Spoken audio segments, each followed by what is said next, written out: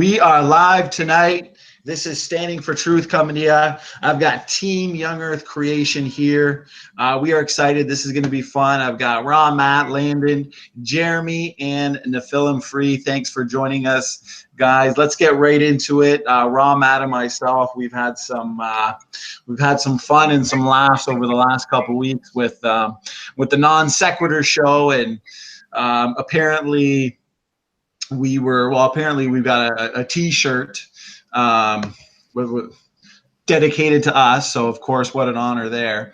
And their last video was a really sad attempt at debunking our latest 3 videos addressing some of the stuff they brought up last week with Raw Matt when Raw Matt joined them. But what's funny is the other day, there was no confirmation. There was no structure or format agreed upon. I got no email, no messages from Kyle. Apparently, this has happened before with Neff. I know it happened with Ken Holden. I think it's their way of making a hangout, sending a link. Doesn't matter what you're doing. Doesn't matter if you're at work. Doesn't matter if you're with your family. If you don't join, apparently you're a coward. I've had over 30 debates, many on Modern Day Debate. We communicate, we set up a structure, we set up a format, a time, we confirm, and we get a good debate going. So this Non-Sequitur show, I mean, I'm not sure what they're trying to pull. It would be like me titling this hangout, and I was tempted to do so, titling it Team Young Earth Creation versus Steve McRae and Aaron Ra, and then sending them a link or a message on YouTube, and once they don't show up, we declare victory and make a T-shirt about them tomorrow. I mean, Raw Matt, how do you feel about that, brother? Well, it'd make the most sense since that's exactly what they did to us kind of both times. The very first time I was I even told them, I said, I'm coming back from the airport. How in the world am I going to join a hangout that I had no prior notice on? It makes no sense. And then they did the same to you without any email at all last time. So crazy. And they've done that to you before too, eh? They're Neff, and I know you've had an outstanding challenge to Aaron Ra to have him join in a structured, formal debate, which I have no problem doing as well. Set it up, Modern Day Debate, wherever you want. I'd be more than happy to. But at this point, it doesn't seem like that's what they're interested in. They're more so interested in this deceitful way of making it look like you're a no-show or you're a chicken or whatever it is. Well, that's their tactic. It's a fear-mongering tactic. It's an attempt to make themselves look superior, and as though there's no serious challenge to their views by a sort of a dismissal. But it just doesn't work. And Matt, did you have something to say about? I know they only went through. It was funny because we made 3 response videos in detail. For example, Steve McRae would say something about like junk DNA, for example, that was just totally erroneous, and we would spend 15 minutes just destroying that. And they must have spent 2 minutes out of 3 hours addressing 1 or 2 things, and they immediately stopped on the mitochondrial DNA, where we start presenting evidence for the biblical base model, because I think it was obvious to them that with what we were saying in regards to the small number of mutations that separate modern people from the sequence of mitochondrial Eve, indicating mitochondrial Eve lived in the recent past, and how it's consistent with a biblical base model and exactly what the Bible tells us about Eve, and they just stopped it at the clip where Bill Nye was pretty much admitting that fact to Ken Ham, and didn't address anything else in the 3 hours worth of videos, and then made their sheep of an audience believe that anything was even debunked. But they even strawmanned you on, what was it? Was it the turtle clades, or what was it there, brother? Yeah, exactly. Well, what they wanted to do was, when I was in the initial debate, I told them that there are 2 different clades that the turtles fall into, and there's debate on that. And they just basically cut me off and said, no, there's not. There's only one. There's only one. And then so when I presented the new video that we made, showed that there were actually two, and it's still being debated on. He admitted there were two, but he said that they've solved this problem recently. So he said that the video must be old, years old. Well, actually, no, because you can find that video online, and it was last year's. It's very recent. So I don't know what he's talking about there. I don't know. So yeah, he was talking. He brought up a couple of the subjects in the past. There were 4. He brought up epigenetics, which was going to be great, and then he just veered off of that because I don't think he knows anything about it. And then he said about the common ancestry. He said that I was getting that data from a creationist, when that's actually not at all. I only use PubMed, so I don't know where he said that common ancestry. Well, I thought it was funny because especially Aaron Ra, like I think it's so obvious that he lacks a lot of knowledge in the realm of genetics, because and obviously even Steve McRae too, because ERVs, endogenous retroviruses, were brought up, and how they are now known to play very important roles in the placenta and the embryo, immunal response type roles, and they just seem baffled by it. And then their claims on, say, junk DNA, and it seemed like they were really throwing out the gulo pseudogene, for example, as like proof positive. They were just cherry picking data as proof positive that man and ape are related through common ancestry. But there's just so many reasons why the gulo pseudogene is not actually evidence for that type of universal common ancestry. It's actually consistent with genetic entropy and systematic discontinuity. So there's just so much evidence against what they were saying, and they're kind of just scattered all over the place. Landon, I know that you had kind of an observation about it as well, brother. Did you want to step in and give us your thoughts?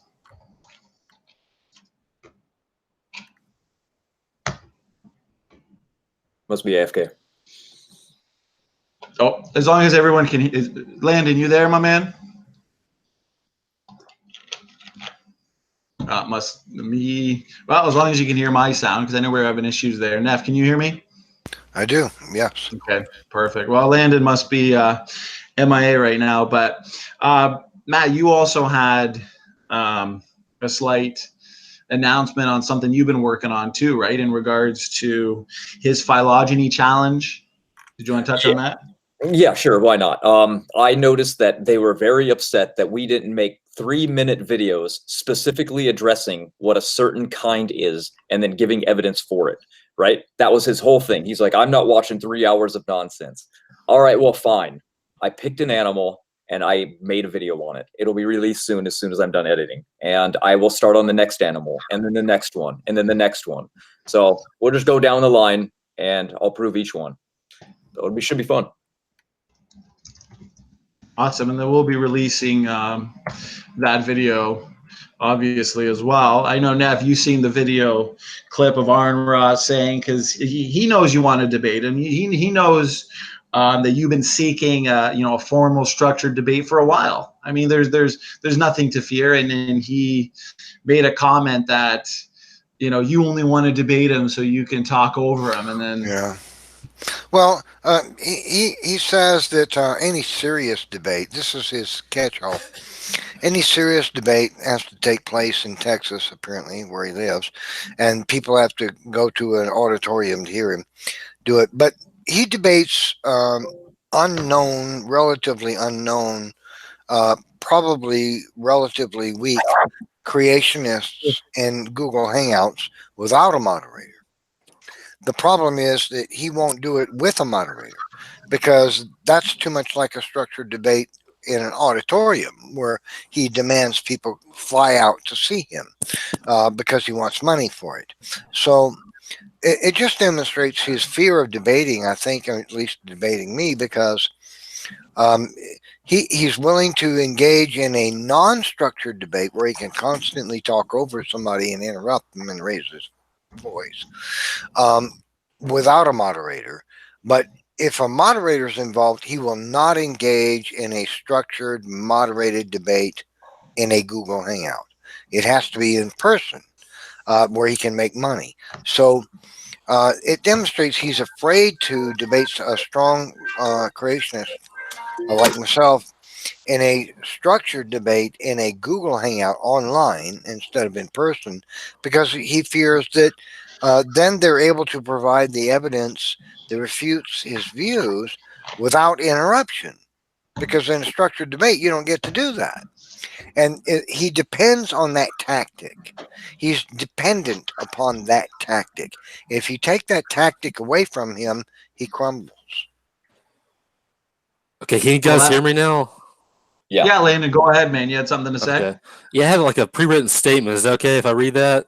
Yeah, of course. Go ahead. It's mainly a critique of the whole non-sequitur show. I was just observing the comments they left, and I just wanted to write a statement. It starts off saying the whole channel is basically an atheist echo chamber, and the comments on the video are what you'd expect to see from a hate group. There's no civility or professionalism. It's almost nothing but hatred and mockery, and absolutely nothing that the atheists are doing is lending any credibility to their case.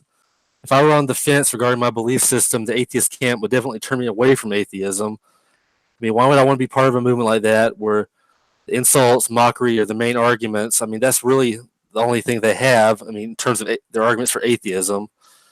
I'm saying the hosts are too biased, unprofessional, blasphemous, and depraved, representing everything wrong with the current atheist movement. Nothing they say or do makes a solid case for atheism, not even close. In my opinion, when you host a show or a channel like NonSequitur Show, you should try to be as objective as possible. They rarely do that. For instance, when Taylor debated Kent on your channel, you guys were neutral throughout the whole thing. You try to be as fair as possible. Then you had Aaron talk about how he wanted to be paid to do a structured debate. But I've seen atheists criticize Kent Hovind for promoting his videos during debates before. But I guess it's acceptable for Aaron to ask for money.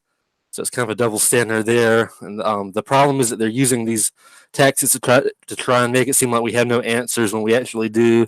They just won't let creationists make their case. Why should we go on there if we get shouted down every few seconds?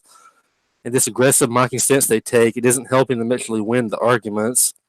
I don't know if they're mocking because they're trying to intimidate us and make us go away, but obviously it isn't working because we're still here and as eager and dedicated as ever. I want to read a post I made earlier today, or this was actually a few days ago, critical of atheism and the approach they take. God is using them for his glory, whether they like it or not. And the post says, ironically, atheists are one of the reasons I'm such a dedicated believer today. With their unconvincing arguments and emotional attacks on Christians, Christianity, and God, I'm more and more convinced that I'm right, and the atheists are desperately trying to suppress the truth. As Romans 1:20 states, God has made atheist evidence for his existence. So that was it.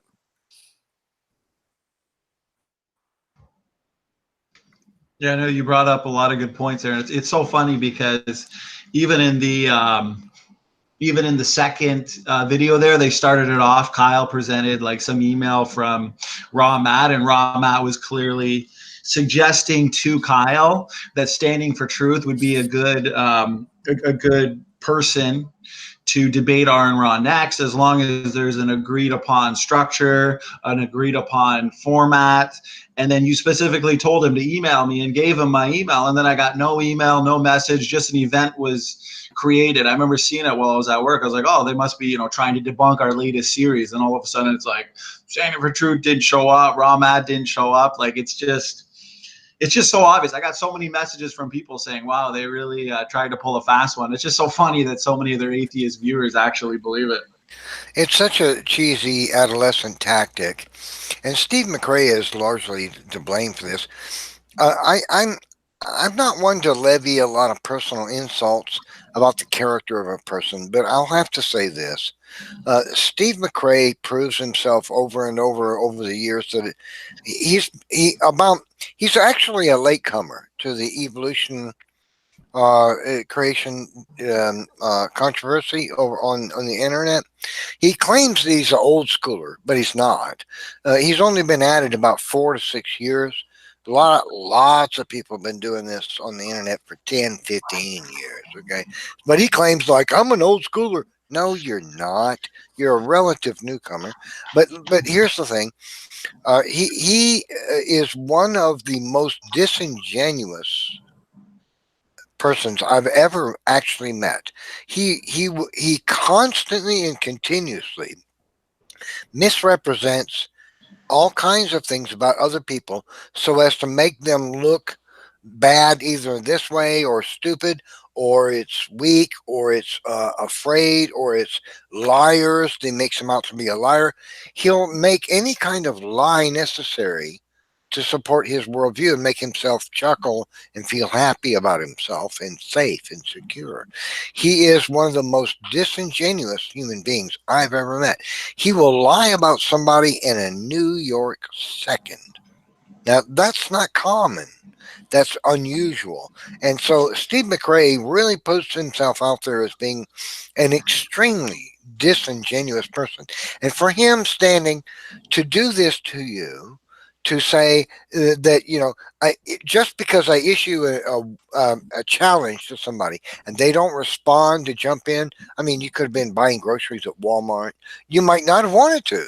I mean, that doesn't make you afraid. But then for him to label you as some kind of a chicken because you didn't jump in simply because he issued a notice to you, here's a hangout with people, come join, and because you don't, he labels you a chicken, is the most childish, adolescent, disingenuous kind of behavior. You've got to, it's obvious to anybody that somebody who engages in this kind of behavior, that this person is absolutely immature and completely dishonest. It is absolutely abhorrent for him to engage in that kind of behavior. It's sad, and I fully. I hope that you actually make at least a 2 or 3 minute video pointing out this kind of adolescent hate behavior in him to expose him for it.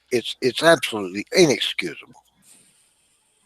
Yeah, no, it's funny, and I'd like to point something out too, just to get maybe onto the evolutionism topic too. You know, when Raw Matt was kind of talking to Aaron Ra was using speciation and a change within species or above the species level as, you know, proof positive of macroevolution. And the funny thing is, you know, it would take thousands of mutations adding novel information to change simple cells into, you know, invertebrates, vertebrates, and ultimately mankind. And that's what we're looking for. And that's what we constantly ask them for, right? The origin of genetic information, because every new form of animal life has new anatomical structures, new organs and tissues in new body plans. And the thing is, these organs and tissues are made of distinct cell types, and he wants to play these word games and try and say that Raw Matt agrees with his version, quote unquote, of macroevolution. Do you remember that, Matt? Well, they just asked me a true and false question. They go, is macroevolution true? It's kind of like, well, that's okay, sure. You know, that's what it's like, if you're going to look to speciation, which we have nothing against. I mean, the biblical based model is all about change. I mean, built-in genetic adaptation to, you know, environmental stimuli and pressures. Of course, God didn't create species to be, you know, fixed. Obviously, he didn't create static genomes. He built organisms to change. But the thing is, speciation is usually due to a sorting out or a loss of information. That's not what we mean by macroevolution. I mean, we're looking for new anatomical structures, new organs and tissues, new body plans, the abrupt appearance of you know, body plans in the fossil record. So it's a lot of play on words that you find coming from him. You find the same thing there, Neff? Actually, you know what? Jeremy, can you hear us, brother? Sorry, I was doing something else. No what's problem, it about? Man. Yeah, I just wanted to welcome you, you know, to the show tonight and kind of see what your thoughts were on some of the events taking place and some of the evidence being presented for, say, evolutionism. And I'm not very updated currently. Sorry, but I agree with everything that Landon said. And I, of course, would like to discourage you guys and other creationists out there from going to the non sequitur, sure, because as we know and as we have seen before, they have ambushed most creationists in the show. Very biased, like Landon said. So we should discourage all creationists from going to their show and let them collapse. Let them have no audience, no no people to debate with. Right, Just like right. what Hovin did, right? Hovin didn't also show up, so that's a good example. So we should let them collapse on their own. Let But them have them. Sorry, let them have themselves to debate with. They just talk to themselves. right, right. And it's so funny because in our videos that Matt and I kind of coordinated and put together there, I mean, we provided a ton of evidence for the fact that the Bible makes predictions, right? I mean, we went into low genetic diversity, mitochondrial Eve, and the funny thing is, none of this was addressed. Of course, most of it is just ignored. Even in my debates, I always present a solid case for lots of evidence. For the biblical base model, and usually it's kind of like what Landon was saying before. I don't think they understand the side. They don't even know the evidence that we provide, and yet we go out and are diligent enough to understand their evolutionary theory. And I think that's why we're so successful in discussions and debates. Landon, I know you had something you wanted to present and talk about in regards to, was it convergent evolution? Yeah, it was just something I was looking into about a week ago, and I know I've looked at it before, and I decided to put a PowerPoint together or slideshow with convergent evolution examples, and I have an argument that I make in it. But yeah, I can present it. Yeah, if you want to share screen. Yeah. Who's having a bite to eat here? Let's see here. Next Friday, guys, for the audience. Usually I start off with some announcements. I forgot, but since Landon's setting that up, Friday, April 12th, 2 p.m. EST. We got Steam Driven. I've debated him before, and so has Neff. Nice guy, smart, so it should be fun. Then we got Dr. Ken Hovind coming on again. Last time he was here, he debated Snake was right. That was a great debate. So I'm looking forward to this one with Ken Hovind. I should set up an event soon, so hopefully everybody will be there. Okay, I'm screen sharing if you're ready. Yeah, go ahead. Okay. But yeah, I title this Convergent Evolution, a result of evolutionary mechanisms or divine foresight. And I kind of go over it. I'll just read it out loud. Science Daily defines convergent evolution as the process whereby organisms not closely related, not monophyletic, independently evolve similar traits as a result of having to adapt to similar environments, ecological niches. If evolution is indeed true, we may expect to find a few isolated, trivial examples of convergent evolution. However, there are a plethora of astounding similarities found between unrelated lineages. Mechanisms of random mutation and natural selection can only do so much, so you aren't sentient and have no real foresight. I'm skeptical as to whether or not convergent evolution could occur to the observed extent under naturalistic circumstances. Realistically, there seems to only be two options, with both being theistic in nature. The recurring features are either a result of the structuralist-like laws described by the agnostic intelligent design advocate Michael Denton, author of Evolution, a Theory in Crisis, and Evolution, Still a Theory in Crisis. I encourage you to look at those books. They're really good. Or that God just created different kinds with similar design features. Okay, these are some examples of convergent evolution. A good example to start with is how sharks, ichthyosaurs, and dolphins all have similar morphological features. The evolutionary explanation is that all three lineages evolved these similar traits independently under similar circumstances. Anatomical features. Oh, yes. Okay, let's see. Okay. Interestingly enough, evolutionists assert that reptiles evolved to become fully aquatic at least 3 times independently, with Ichthyosaurus, Mosasaurus, and Plesiosaurus. So that's 3 times that reptiles moved from the land to the water independently. That brings us to wings, which supposedly evolved independently in insects, pterosaurs, birds, and bats. Also want to mention that there don't seem to be any alleged transitional forms for the previously mentioned ichthyosaur and pterosaur lineages. I don't really think there's much of a fossil record for bats either. They just show up as bats. I know Matt's talked about that. Marsupial and placental similarities. Marsupial / placental similarities are uncanny. For many placental mammals, there's a corresponding marsupial mammal bearing strikingly similar characteristics. For example, this is the extinct marsupial Thylacosmilodon. They both have very similar features. You saw maybe the skeletons, you may think that they were the same kind, same species. Other marsupial and placental counterparts, these are very similar. The short-headed glider, or the sugar glider, and the southern flying squirrel, they have very similar features. There's the Australian mole and the North American Eutherian mole, which they share many features. And I also found this when I was looking at examples of alleged transitional forms. This mammal called the Velaticotherium, and it had a lot of the features that both of these animals have. The top, and I say compare the sugar glider and flying squirrel to the extinct mammal Velaticotherium in the Draco lizard genus.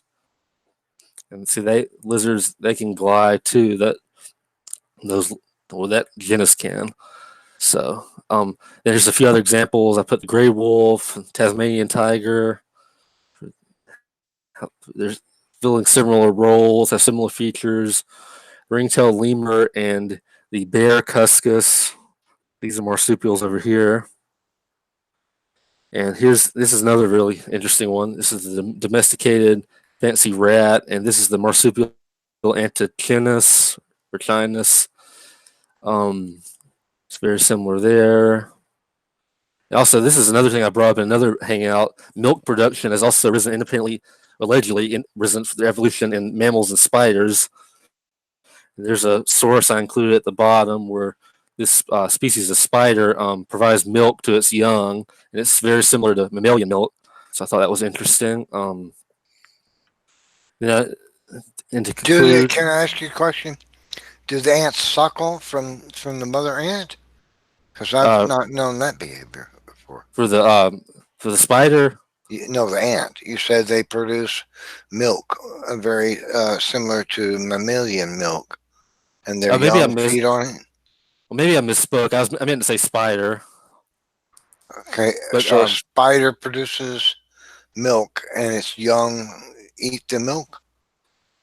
Yeah, that's what I think so. Because that's a New Scientist article at the bottom. They observe milk coming out of this, and that I think it's kind of similar to mammalian process. So was it observed that you know of that the young suckle the milk from the mother? I think so. Something similar to that. I'd have to go back and look at the article, but Landon, why didn't you include the human female for the convergent evolution? Yes. I guess I was just trying to. You want to explain like what you mean by that?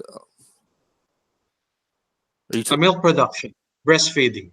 Oh well, I was just saying in mammals. I mean, that was just meant to include. I mean, people too. I guess that was just. I mean, I was just sticking mostly to animals. That's kind of why I just included a cow, just a Chick-fil-A cow, just to be funny. Okay, I was just asking because I don't know the answer too. So thank you.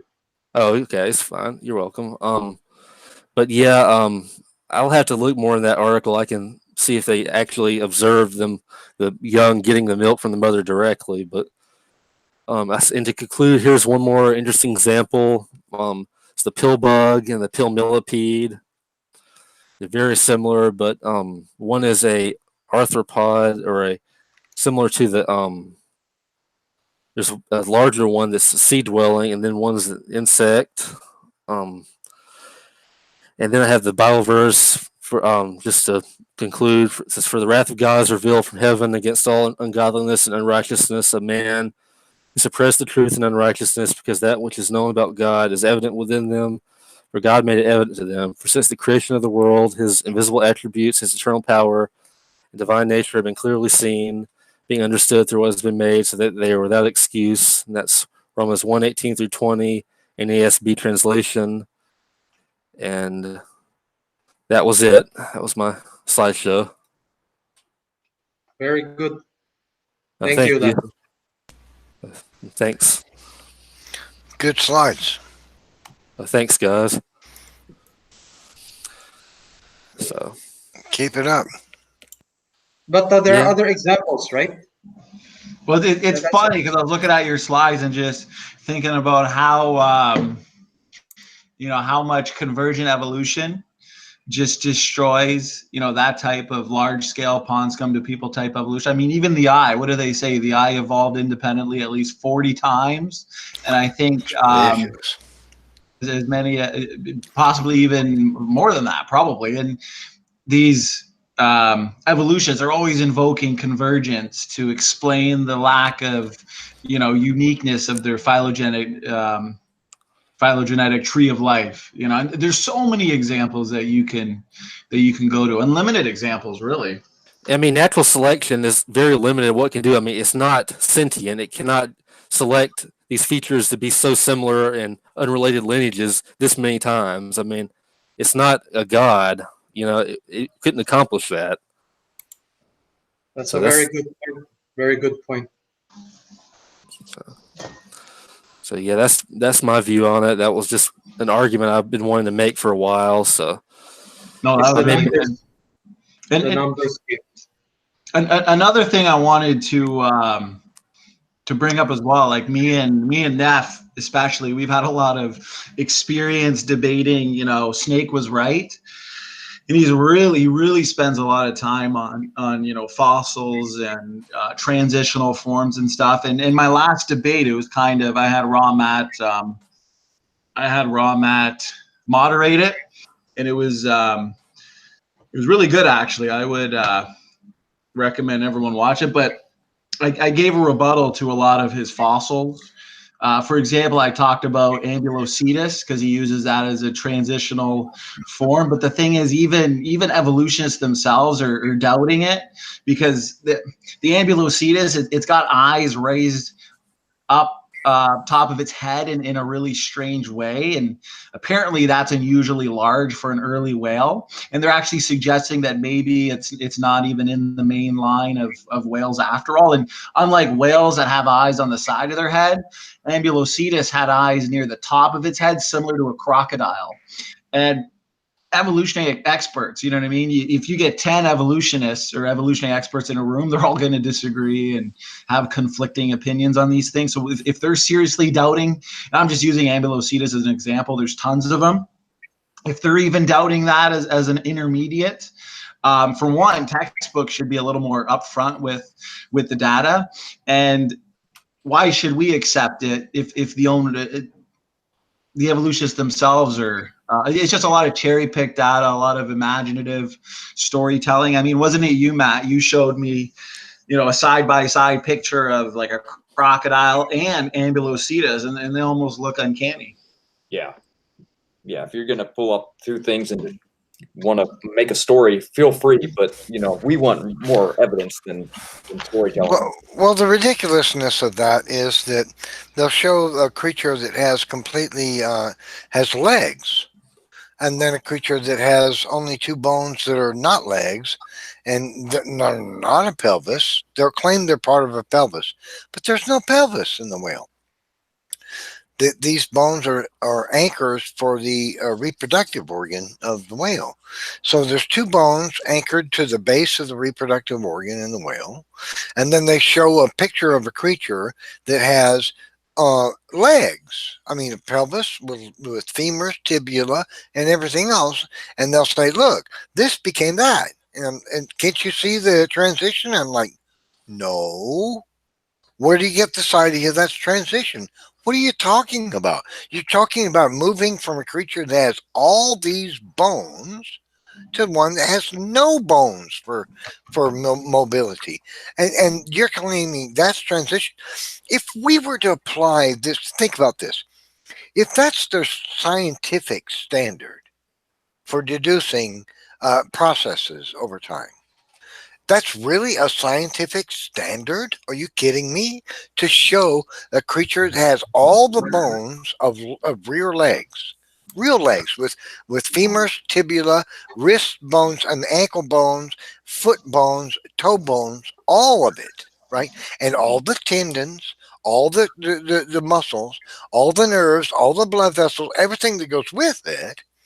And then say, look, here's a creature with none of it. Can't you see the evolution? If that's a scientific standard, then it's just as scientific for somebody to say Plutonians came here, set up space monkeys to make computers, to design human beings 1 billion years ago.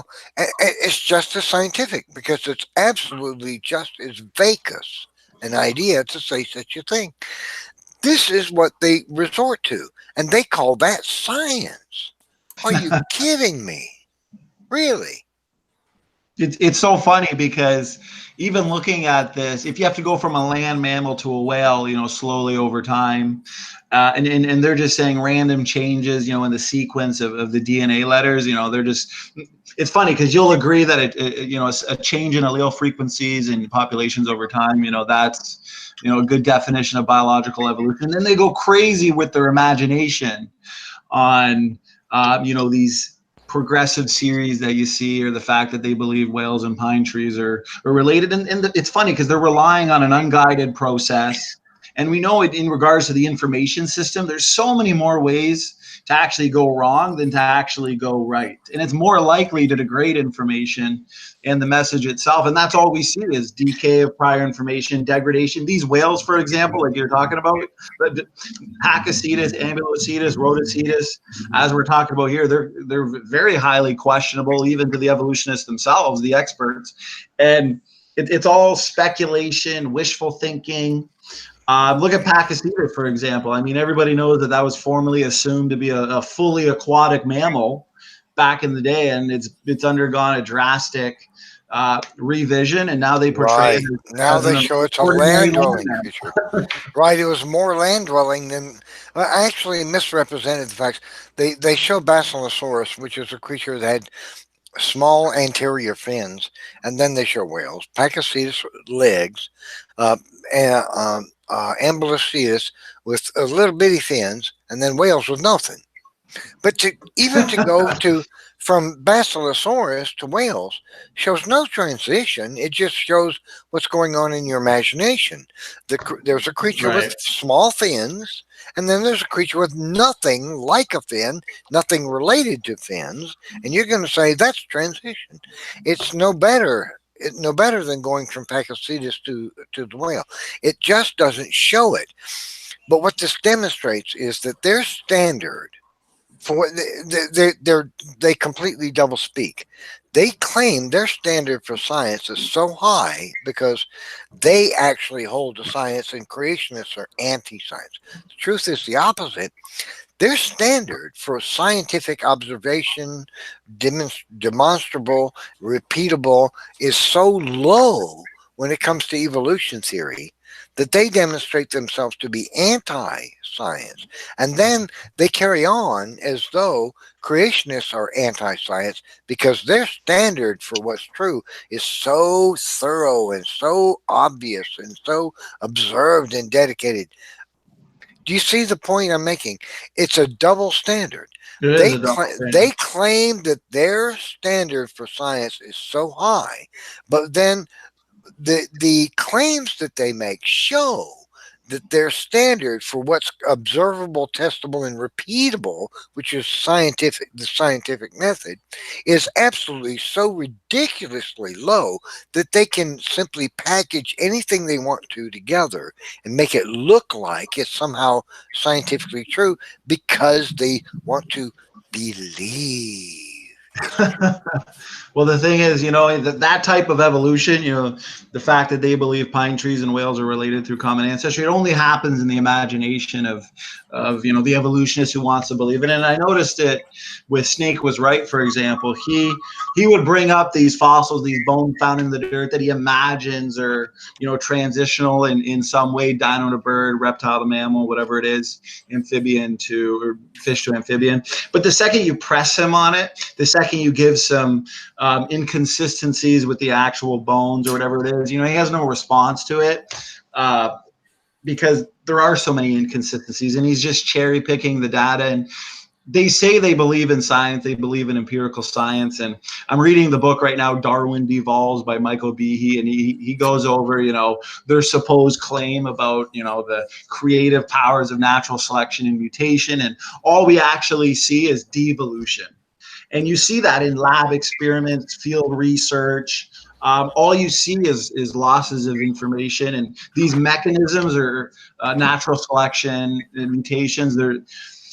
They're powerfully devolutionary, and it's like the opposite of what they need to have to take your fish to fisherman, because that type of evolution, we get these changes mainly by damaging, breaking genes, and of course they help with survival. We're not against that. But it's all decay of prior information. And I just find it so funny that, they claim to believe in this empirical science, and yet everything we see in observed data is counterintuitive to what they actually believe in their fairy tale. Absolutely. Evolution, right?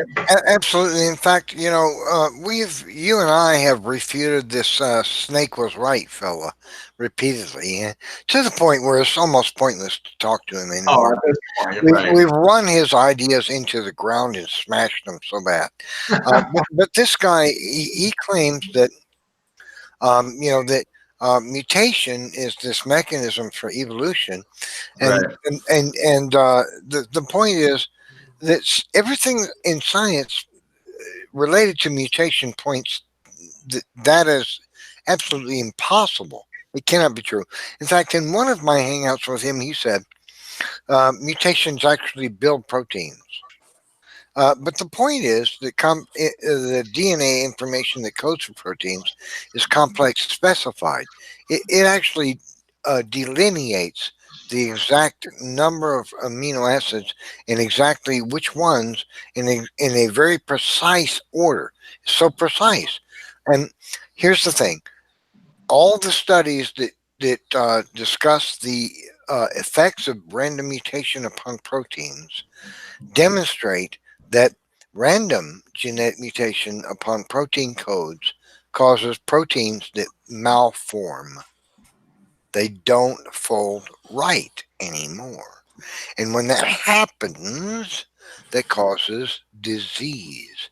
Evolutionists refuse to accept the scientific facts relating to this data. And there's 35 years of it. And so it demonstrates that evolutionists are actually anti-science. They claim to be scientific ones, and everybody who's a creationist is anti-science. The truth is the absolute opposite. Now, the marvelous thing is, how is being able to show somebody that the creationist view is actually scientific, and what the evolutionists say is anti-scientific. That's sort of a process that takes time. I've been through it numerous times with many people, and what I've noticed is that they're shocked by what I show them that's published in the science journals by secular scientists themselves that show the mutations to protein codes cause proteins that are malformed and are inefficient or dysfunctional completely. And the evolutionists will continue to say, no, but that's how proteins evolve. So wait, proteins evolve by a process that degrades them? What? I'm sorry, that's just not plausible. You're talking about anti-science. You're rejecting the science. And it can be very difficult to show somebody with this kind of evidence that what they're believing isn't true. If it depends on how deeply ingrained they are in wanting or needing to believe the alternative. And if they're desperately needing to believe the alternative, they're going to believe it. And it doesn't matter. And so with people like Taylor, Snake was right. When you refute them on this kind of thing with over and over with really in-depth scientific evidence, and he continues to, and even in the end, he argues, no, it's still true. Evolution is true.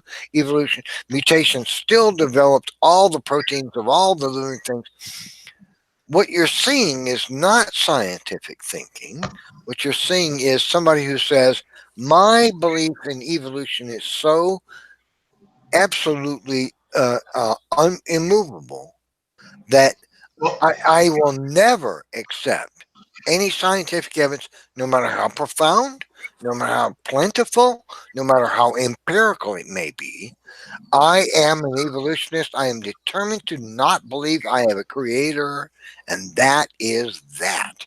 When you could see, you could see with Taylor how much if you go watch the first few debates and fourth debate and fifth debate, he's just getting smoked the whole time. We're showing him that, and he's agreeing beneficial mutations are rare, for example, because that's that's obviously an important thing to talk about. And we're showing him that these rare beneficial mutations, they can very seldom and rarely make the type of compensation that's needed to stop the net loss of information. He's seeing all this. He has no rebuttal. He leaves. He obviously he's hurt because his religion of evolutionism is being affected. Maybe it's not true. So he goes and he researches and he comes back and he's looking on Google for rebuttals to the clear evidence. Right, and that makes a statement about his heart. It's the heart that's at the core of this, right? Well, he comes back with more mechanisms that he looked at and more storytelling and this and that, because he's so determined to not believe in creation and to believe in this pond scum to people evolution, even though everything we see is decay and degeneration. And some people, they just don't want to believe. And he's at this point, like you said, I don't think there's really any point, because we've all refuted him. But you and I have refuted him so much. I can't imagine myself being interested in having another debate with him. I mean, I've had 3 already. Why do 4 and 5? I mean, he is obviously so determined not to believe the science and the implications that come from it. What's the point? I'm interested in I don't see any reason to continuously discuss the subject with him. There's too much to do. We have too much to do in our lives. Oh, we got exactly. And we got a lot of other evolutionists that we need to take out. And the thing is, he's pretty much conceded that these beneficials are mostly reductive. Things are not being taken forward. They're degrading. He's got nothing to stand on. His mechanisms don't work. And it's funny because he made a video recently trying to debunk a lot of our stuff again. Even though it's funny, why don't you debunk it? While we're debating, he has to do it afterwards, I guess. Well, we've been there and done that already. So we've been there, and he's got this challenge because we talk about how our model of created genetic diversity. For example, God encoded these functional DNA differences into the genomes, and he's got this challenge in his latest video that he's trying to make his own phylogeny challenge. He's like, no, creationists can answer it. And this is his challenge. Because according to this model, most DNA differences are created diversity. He says, how can we tell the difference between what's created and what's a mutation? And that's his big challenge. And it's so easy, because the thing is, we can make a lot of good educated guesses based on allele frequencies, for example. And the more rare the allele, the more likely it's mutated. I think that's obvious. And the more common the allele, the more likely it's created. So there's the answer to his big challenge that he's been harping on. And if that's the best he's got, and that's the best these evolutionists have, I mean, it's kind of sad at this point. Go ahead now. Well, on top of that, I mean, I really don't like talking about the guy. It's almost like giving him kudos. He really doesn't have anything to add to the evolutionist community. But in the last debate that I had with him, you might notice if you watch that video, you'll notice that he made numerous claims, and I would just ask him. One of the easiest ways to refute evolutionists is simply to ask them a question. That's all you got to do. And so I asked him, what's the scientific evidence for that? And he said, well, I don't have it at hand. I could maybe look it up and find it. And I said to him repeatedly, so, well, so you weren't prepared. You didn't bring it. So at this point, all I can say is it's your claim of this true, and I'm providing scientific evidence in actual sources that show what you're saying isn't true, but you claim it's true and I'm wrong simply because you say, well, the source is there, but I didn't bring it, so I don't know. And he did this over and over and over. So what this proves is his faith against my science. That's what it is. And so that's what we found with this Snake Was Right Taylor fellow. And that you should watch this video that I had, this last discussion with him. I don't remember the name of it off the top of my head, but I asked him numerous times questions. What's the science? He would make a claim, say, well, that's because such and such. And I would say, what's the scientific evidence for that? And he'd say, well, I don't happen to know it offhand. Oh, well, then you don't have it. Look, you came into this debate claiming to have science, but you can't tell me what you believe is true. All you're doing is telling me what you believe. I don't care about what you believe. I want to know about science. So he did this over and over and over again. It was absolutely a self-destructive mechanism for him to engage me in that last debate that I had with him. But that's what it does. It demonstrates that the evolutionists' beliefs are based on faith, but not observable, testable, and repeatable science. I like it.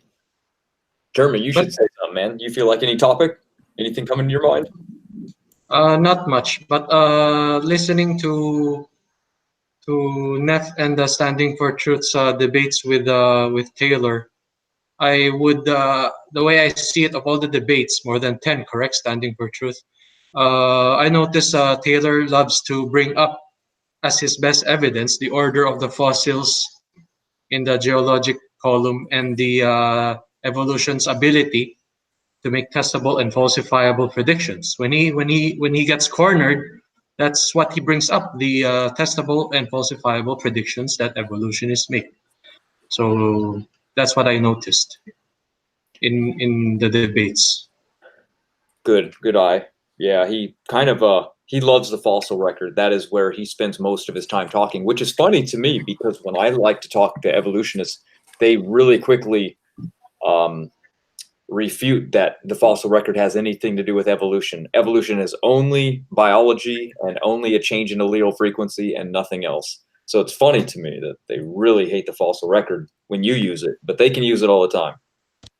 Well, when they mention the fossil record, they claim that all the fossils are organized in the evolutionary pattern, going from the Cambrian or Precambrian all the way through to the tertiary, that it shows that larger, more complex animals arose, by evolutionary process over time. But the problem with that is that the flood explains that, not the evolutionary process. Cambrian creatures would be buried early by the flood in sediments because they're creatures that lived in shallow seas, right? So if we find a T-Rex in the upper strata, well, duh, he lives on the higher ground. I mean, this is not hard to figure out, but they claim that the order of the fossils in the fossil record shows evolution. The truth is, it shows the flood of Noah.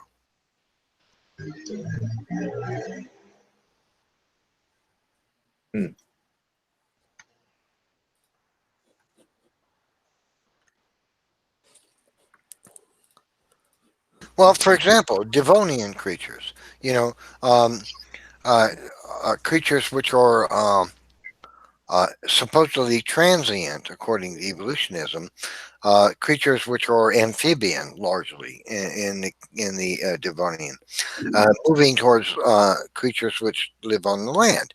We find a lot of those in the strata that the evolutionist claims are what they're called them. They label them quote unquote Devonian, and they'll say they were X millions of years ago. Well, that's your welcome belief, but aren't they buried in the exact kind of location that they would be buried had the Earth been globally flooded? Absolutely. They would have been buried in low-lying environments, which were watery, which would, but if they're amphibians, where do amphibians live? They live in semi-aquatic lands, right? Swamps and such, right? Right. So why would we find when we find them in the fossil record in those areas? Well, that's exactly where we expect them to live because that's the kind of creature they were. See, that fits the flood of Noah. But they'll say that was millions of years ago. The only argument they have is quote unquote millions of years. That's it. It fits the flood. It doesn't fit their idea. So if creatures which are amphibious live in semi-aquatic lands, and that's where we find them, well, duh. That's where they were when the flood smashed them over with millions of tons of sediments. Duh. Right? Yeah, I mean, you see what I'm saying? Their ideas just don't work. But the flood works. But they will never accept that. Never. Well, it's so common to see like these examples of mass burials where a lot of times like either dinosaurs or whatever animal group they're killed by some type of flood, but they never say it's the global biblical flood. They just try to say it was like a local flood or something that happened to kill a mass population at one time. They try to skip over the fact that it resembles the biblical flood. So that's an observation I've noticed. What the evolutionists do is they actually, even though they're not trying to, they break up the Noahic flood into multiple periods of millions of years. That's what they're doing. They don't realize it and they don't believe it, but that's exactly what they're doing. They're saying that the Precambrian existed, in the X millions of years ago, but in fact, that's where creatures were first buried by the sediments where they lived. Right, so that's why they're in their low environment. When the sediments swashed over the continent and over the edges of the continent, it buried those suckers right where they were. Okay, so now we go a little higher and we get the Devonian, right, for example, and we have creatures that are, reptilian types, supposedly amphibious creatures that live partly on land and might hunt in the water, and they're buried right there. Right? Okay, fine. Well, that's because that's where the floods, the sediments covered them, right? And then we go to higher ground, we find rhinoceros, and et cetera, et cetera. You're not going to find an elk buried with a Cambrian creature. But we hear the evolutionists going, well, show us a rabbit buried with a T-Rex or a human being, and then we'll believe in creation. Well, that's a ridiculous argument because that's not what we would expect. That's a straw man. What we'd expect if the flood of Noah happened is that the Devonian creatures would be buried in low-lying areas, and that's where they are. And we would find that upper creatures that lived, that were more mobile and able to run from the floodwaters as they arose over a period of what, 6 months to 8 months, would have run from that to be buried in upper land. That's exactly, the fossil record matches exactly the creation account of the flood of Noah. That's exactly what we find. But the evolutionists will apply millions of years to it, and they make it sound logical, and so people believe it. Oh, they lived lower, they're lower, that's because they're older. No, that's because where they lived. That's where they got buried, where they lived. And trying to overcome that when you talk to people, the problem is it takes 10,000 more words to explain the truth to them of the flood of Noah and why it's true than the 30 words put forth by the evolutionists that were buried lower, then that means they're older. You see what I mean? Because it instantly clicks in your mind. Oh, that's logical. Lower is older. See what I mean? You see how that gets them? It gets them right away. Snap, gotcha. Because you believe that lower is older. You see what I mean? It sounds so logical in a way. Snap, gotcha. But the truth is, it's much more scientific than that. It's about how the flood happened. And it takes a creationist a billion times more effort to reprove the scientific fallacies put forth by the evolutionists about the geologic column and the fossil record than it does for an evolutionist to put forth a lie. May I add something? Because several weeks ago, I debated two atheists. Snake was right, and his partner, whoever he is, about the order of the fossils. Here's what I noticed for the first time, which I didn't notice even before. I noticed that they are assuming that today's ecosystem, the way things are organized, for example, these groups of animals live here or there, they're assuming that the pre-flood world is also like that. The truth is, we don't have an idea how the pre-flood world looks like. There was only one continent before catastrophic plate tectonics happened, and so again, evolutionists apply uniformitarianism. What we see today, they assume is also the ecosystem organization before the flood. Well, in fact, like I said, we have no idea what the pre-flood world looked like. So that's what I noticed. So what do you think, Neff? Did you notice that too? That they are assuming today's organization of the animals and the sea creatures, and use straw manning it into our pre-flood model. Sorry, guys, did you understand? I understood you. Yeah. Yeah. So if they assume what we see today, which they say should also be the way it is during the pre-flood world, then it's a very wrong assumption, right? And in the Bible, it also states that there were elevations, different elevations, housing or where different ecosystems live. One ecosystem live on this elevation, then another ecosystem live in this what we call that, this elevation. So even the Bible already gave us an idea why the geologic column looks the way it is today, right? Yeah, well, I just think that straw man though, where they say like if find us a Cambrian or a rabbit in the Cambrian and that'll disprove evolution. I've been saying this for years that creationists wouldn't expect a rabbit to be in the Cambrian, and we've had to repeat this so many times because they don't really pay attention to what like our actual arguments. They don't study what we actually believe, not in depth, and they keep repeating these same straw man arguments. I mean, that's only one example. I mean, there's several other strawman arguments they use also, like we don't that creationists don't accept speciation, because that's just kind of relates to my point about that if they want to debate and have an honest debate, they need to study our positions more accurately and in depth. So They don't. What? Sorry, London. They don't accept our speciation model, or we don't accept speciation. That is that it? Yeah, they're saying that they don't think we accept either natural selection and or speciation. First of all, natural selection was invented by a creationist, and evolutionists took it away from us. Second,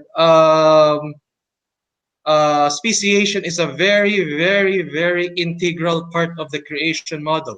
You can read the book of Dr. Nathaniel Jeanson, and there are lots of speciation concepts over there. So you're right, Landon. They make arguments that we don't make. Yeah, I mean those are two of the big ones. Let me find this thing I wrote. I know I wrote it several years ago. It was five, I think five strawman arguments that evolutionists should stop using. I'm trying to find it on my on Facebook. Yeah. Yeah, Also, yeah. Sorry. oh well, it was just you can go ahead real quick. Then I'll read over it real quick. Yeah. For example, just came to mind. Uh, at first, because of the millions of years, evolutionists do not accept rapid speciation.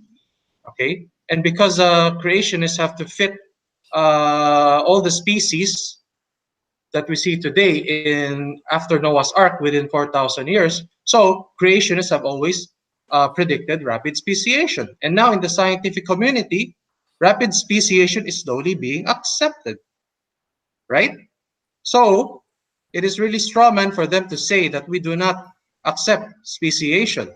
We predicted rapid speciation, which they now are starting to witness. You guys agree with that, right? We know this, right? Because Yeah, of evolution. Yeah. Okay. That's all. okay, but I'll go ahead and I'll briefly just cover the. These are the I've titled it "Common Strawman Arguments Evolution Proponents Shouldn't Use." Um, like one, the first one I said creationists. The strawman argument is that creationists reject all forms of biological change, being proponents to fixity of species. The second one I listed was the strawman argument was that to falsify evolution, all we would need to do is all we would need to do is present the infamous Cambrian rabbit. The third was anyone who disagrees with their position or the scientific consensus is anti-science. The fourth was our design arguments are invalid due to disease and medical issues that arise. And the fifth is that creationists believe in super evolution for such drastic changes in such a short amount of time. So those were the five that I listed. Y'all have any comments on that? Well, I would say that the two greatest fallacies of evolution theory are these. The first is that random, unguided genetic mutation design the structural designs of the biology of the anatomies of living things. Zero scientific evidence to support that. A mountain of scientific evidence that shows that's not true. The other is that mutations are able to design proteins that are functional and which is completely unscientific. All the scientific evidence shows that mutations to protein codes cause degeneration and cause weakness, deformities, and stillbirth. And so mutation of proteins is probably the single one of the greatest evidences against evolution theory that exists. The idea that random unguided mutations can produce a protein is absurd. The product is a most unbelievably complex specified machine because the information is highly complex and specified that produces it. And to tinker with that is almost is like somebody saying, I'm going to take this Chevrolet 2.5 liter inline four-cylinder engine. I'm going to randomly change the tolerance between the piston rings and the cylinder walls and expect it to run properly. It's not going to happen. What you're going to have is the engine's going to burn up and seize and blow up because you've screwed it up. The tolerances are so fine. Okay. And the same thing is true with a protein. Its specificity is so incredibly exact that tinkering with it in the smallest increment is going to degrade it. And that's going to have a tremendous negative effect on the organism. So mutations, designing structural design, and the mutations, the false concept that mutations design proteins, and all these thousands of different proteins that exist in the human being and the chimpanzee are so different. And in this species, and that one are so different, and that one, and that one, and that one, and that one, and that one, and that one. It does. Every species of living thing in this world has a set of proteins that are very different from other species, and that just absolutely destroys. But the evolutionists want you to believe that random, unguided, undesigned processes actually develop these proteins that are absolutely so highly specific. And this is absolute anti-science. It's one of the most anti-science things that evolutionists put forth is this idea that mutations, well, two things, that they design the structural designs of the organisms, and the other is that they build functional, meaningful, useful proteins that have biochemical interdependencies in the cell. That idea is the stupidest and most unscientific idea that any evolutionist has ever put forth. I'd like to go back to sorry, Neff. I'd like to go back to the point that I was making about speciation a while ago. There's something I forgot to say, because right now in the scientific community, not all of them agree that rapid speciation is occurring. Many do accept it, but not all. Just quick, I will give a few examples. Like for example, as we know that let's say rapid speciation happening in the insect and the fish world, correct? Where depending upon their food intake will result in rapid speciation. And if I'm not mistaken, it is called the sympatric speciation. Okay, and another example, I'm almost done. Another example how rapid speciation can occur is called hybridization, correct? When two different species from the same kind in the creation model, it can also be applied in the evolutionary model, when different species from the same kind breed, okay, then the resulting offspring is a new species. And there are other examples of how rapid speciation can happen, which all support the creation model. Okay, so there are a lot of ways how rapid speciation can occur, predicted by creationists, and we are seeing it today. Okay, so this is one of our testable and falsifiable prediction, and this is a fulfilled prediction of our speciation model. Okay, that's all. Well, exactly, and you've and you know just as well as I do, Jeremy, the right from replacing Darwin, you know, the fact that shifts from, you know, the prediction that shifts from heterozygosity to homozygosity is going to lead to new species quick, even in observed time. We see that with the finches. Recently, new species of finches have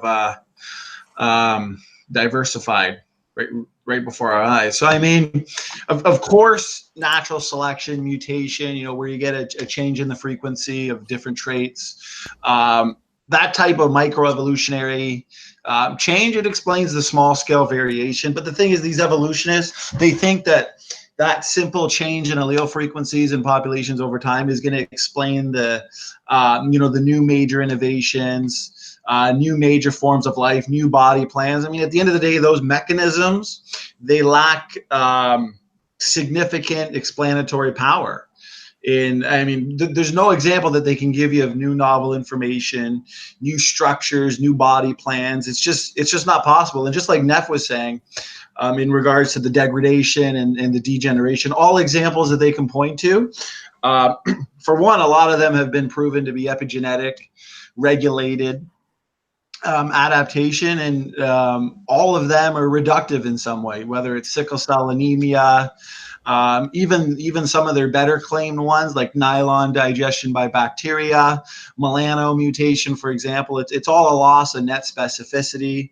They look to gene duplications. Those we know universally deleterious. And even if there was one or two rare beneficial duplications, there's too much information loss.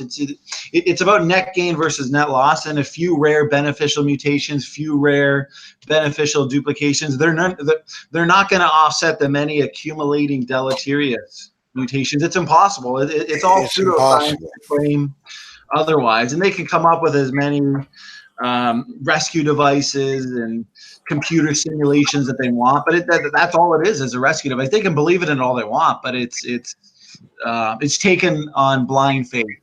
And it's funny because Aaron Ra was asking Dr. Grady McMurtry in another debate where Aaron Ra just talked over him the whole time and this and that. He's pretty much disagreeing with the fact that mutations destroy, and he's asking how we can know and how we can determine information loss. And it's like, can you not see that there's a pandemic, entropic degeneration on all levels? And I bring this up in every one of my debates. I show them the fact that there's an increased rate in Alzheimer's disease, dementia, all types of dementias, autism's on the rise, asthma, autoimmune diseases, cancers are skyrocketing, immunological diseases. This is entropic degeneration on all levels. I mean, it can't even be done. Even Lenski, the largest evolutionary experiment to date, thousands and thousands and thousands of these generations of bacteria. If we're going to see that type of evolution, we're going to see it there. And what do we see? We see reductive evolution. They're losing genes. The beneficial mutations that are seen, the reductive, their loss of, and it's funny because Lenski himself is even admitting this, but he's saying, well, that's still evolution, that's adaptation. It's like, that's not the same thing.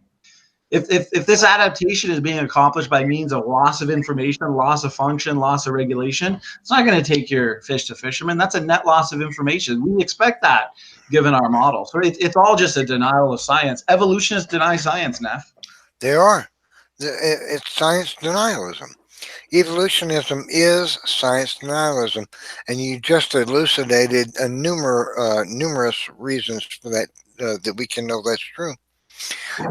This crazy idea that unguided, undirected chance associations of happenstance associations of molecules are the designers of fantastical, functional,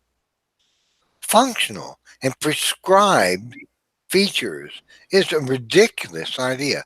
This is why I'm issuing a challenge to the evolutionist camp when it comes to genetic information. It's going to be, you've heard of Aaron Ra's phylogeny challenge. Well, I'm going to issue a genetic information challenge.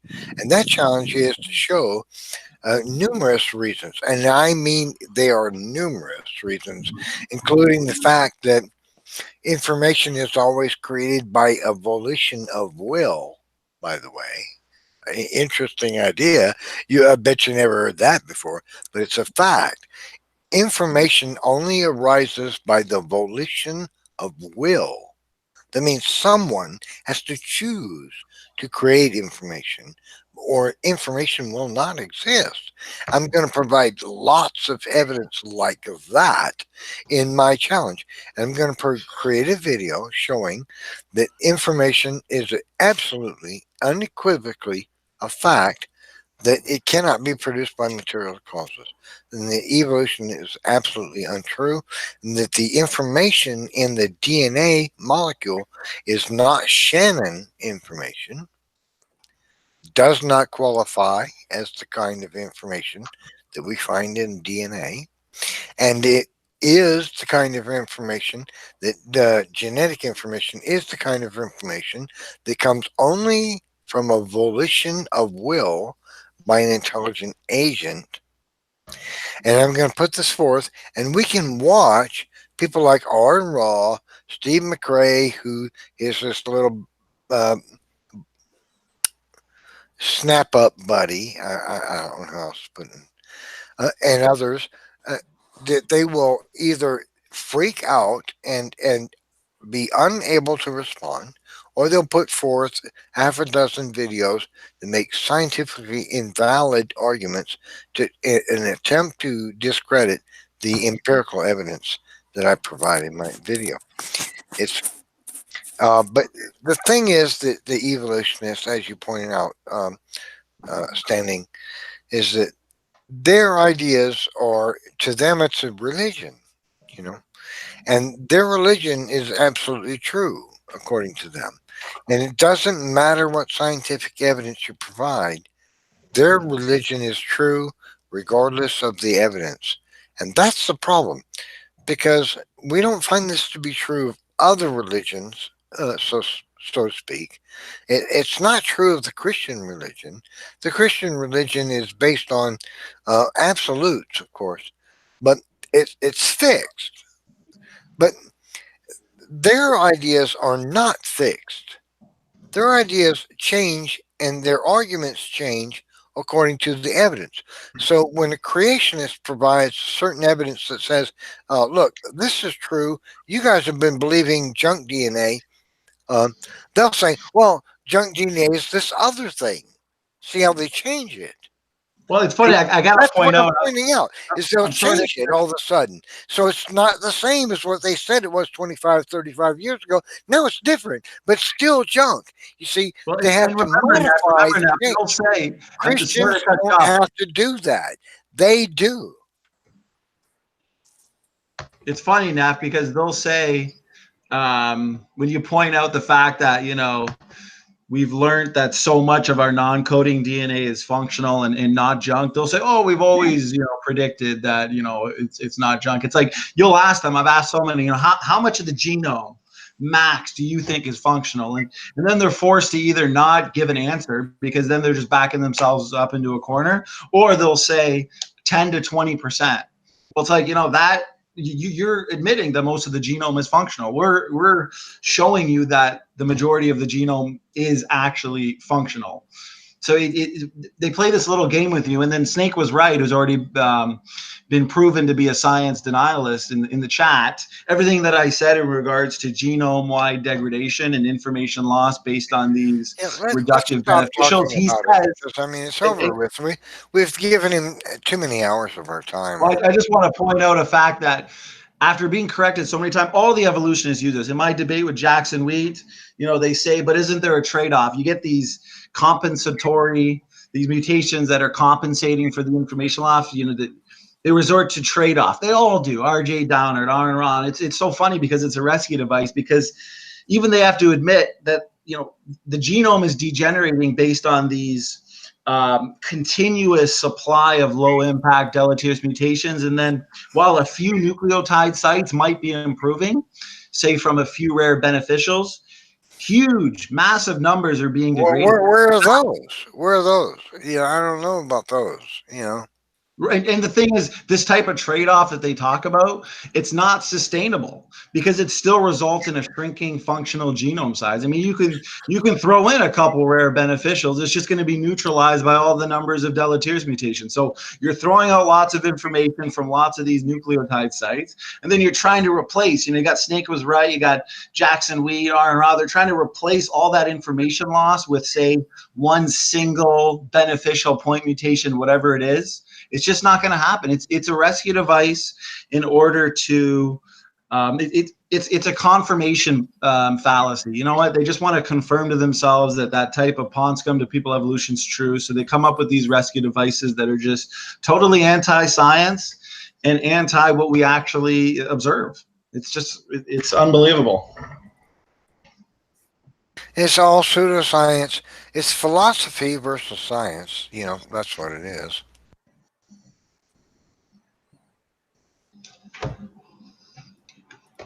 Guys, do you guys anyone else have anything to add before we shut this down? Where'd Jeremy go? I think I pretty much said all I wanted to say. So, but I think we got a lot accomplished. So that's good. I think we did a lot. I think we did exactly what we were set out to do. Landon, great presentation earlier on Convergent Evolution. I recommend everyone look over it and watch it. Start from the beginning. To everyone in the audience who didn't see what we had to say about some of the events taking place in the last couple of weeks, say in regards to the Non Sequitur show. But you know what, Neff, Jeremy, Landon, Matt, thanks for joining, guys. This was episode 4 of Talk Creation. Hopefully we'll do another one again soon, either by the end of the week or next week. But next Friday, April 12th, 2 p.m. EST, Ken Hovind versus Steam Driven, so that should be fun. Mark your calendar. And guys, Standing for Truth is out. Have a great night.